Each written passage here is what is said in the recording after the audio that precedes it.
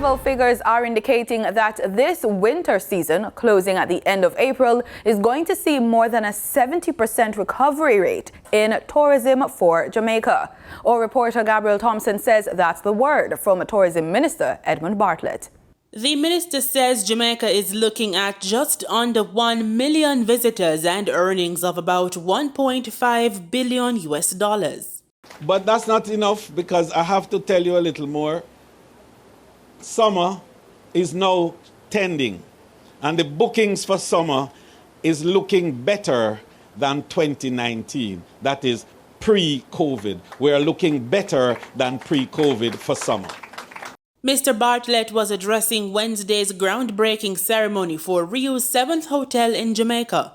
This will be a 753-room resort to build on the rate at which Jamaica's tourism industry is recovering from the devastating COVID-19 fallout.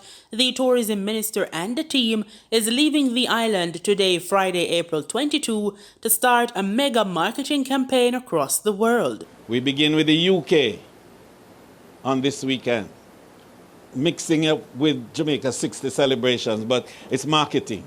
And then we leave for New York to do the northeastern seaboard. That's the little the sugar part of our market. The northeastern seaboard, New York and New Jersey and Connecticut and, all the way to Boston. And then we leave from there and we hit the new market of the Middle East. We're meeting with all the mega airlines. We're meeting with Emirates. We're meeting with Etihad. We're meeting with Qatar. We're meeting with Saudi. And we're going over to Riyadh as well to meet with KGAG, which is their big aviation company. They want to open 225 new gateways, and we want Jamaica to be in that.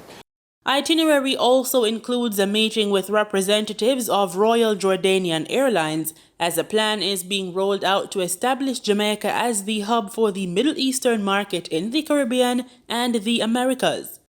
With breaks in between, the marketing tour will also go on to Africa, Canada, Europe, and Latin America at the end of the Global Marketing Blitz in October.